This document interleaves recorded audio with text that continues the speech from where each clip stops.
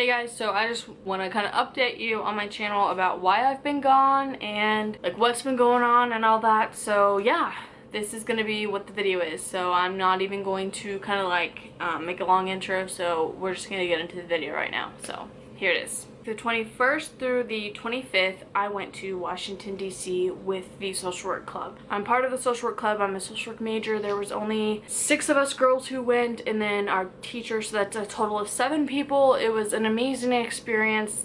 I went on my trip. I got back the 25th. We flew to Kansas City. Our flight was literally like a direct flight from Washington, D.C. to Kansas City. It was like a 2.5-hour flight. We got there. We actually got there early, and then from Kansas City to where I live, it's about 3 hours, 30 minutes, 3 hours maybe. So we had like a 3.5-hour drive home.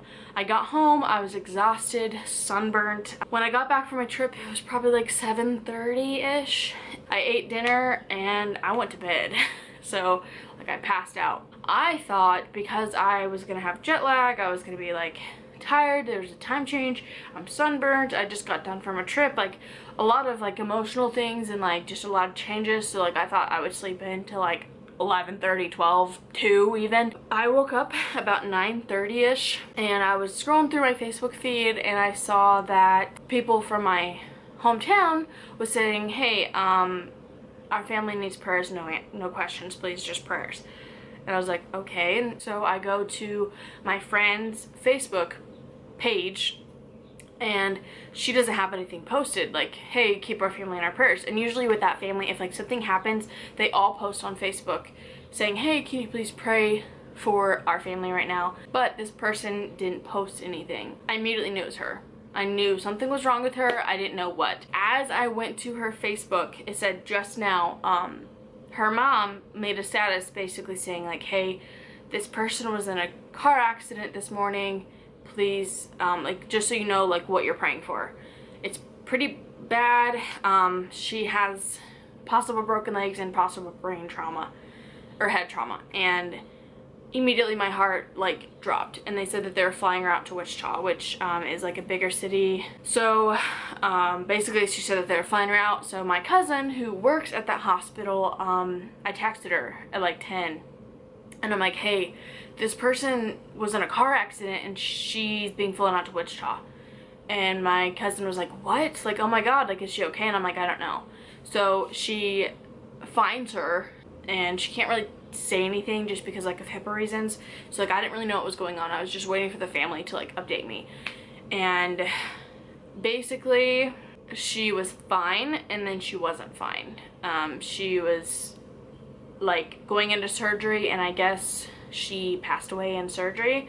I don't know what, I don't know the technicalities. They haven't really said what happened. That's what I knew. She was fine. I thought she was gonna live. I literally was making plans to either drive up there that day or to go the next day, or whenever the family was able to like allow visitors. I was gonna go bring her flowers.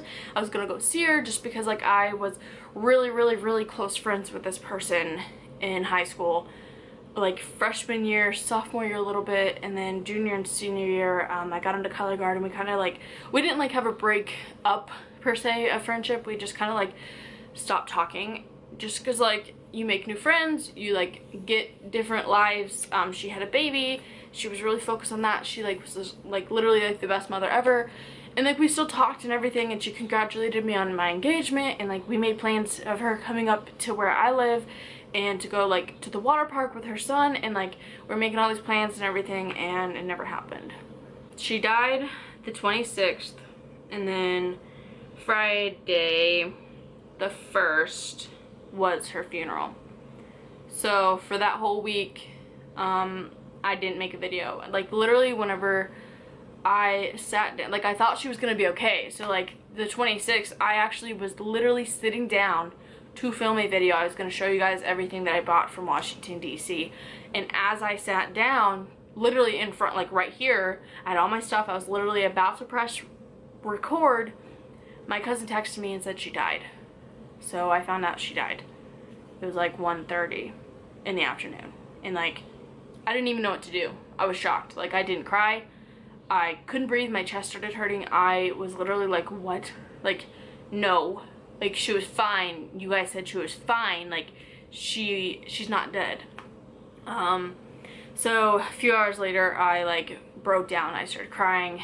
I was trying to get it together for when Trey came home. I texted him just to let him know, hey, because like at lunchtime when he came at like 11:30, 12, she was still alive. As far as I knew, she was fine. She just had broken legs.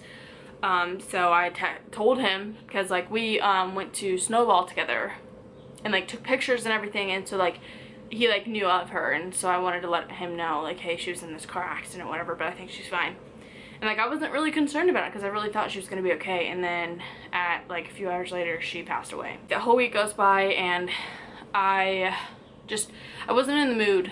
Every time I even thought about making a video, I felt sick. Like I felt like it was disrespectful to her, to me. I needed to just take time to sit down and just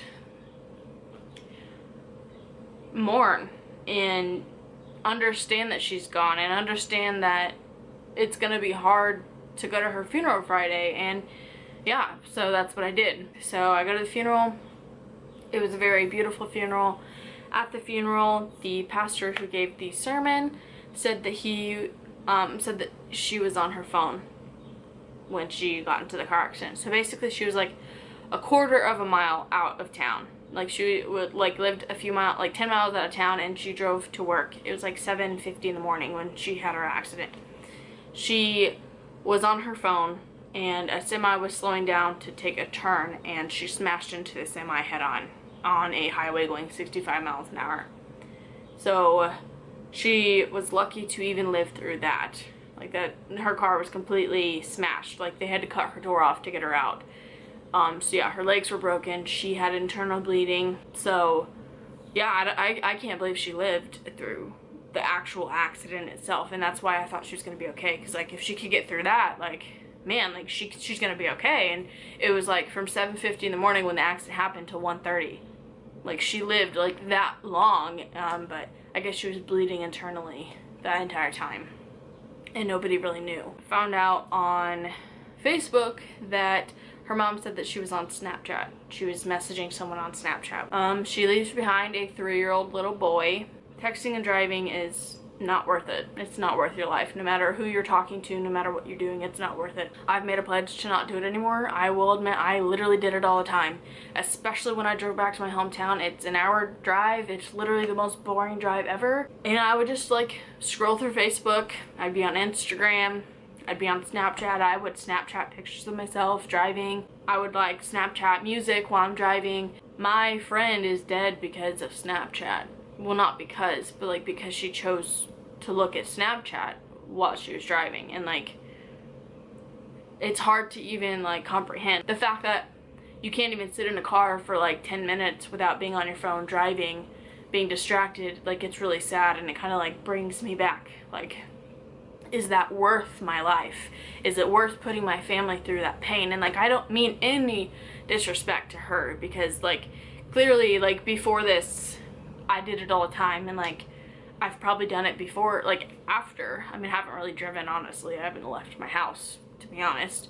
Ever since the funeral, I haven't really cried about it. I mean, I feel like I want to cry now, but it's because I'm talking about it. I cried a lot at the funeral. Death does not roll well with me. I do not like death. Ever since my dad passed away, it literally fucks me up every time someone I care about or even know dies.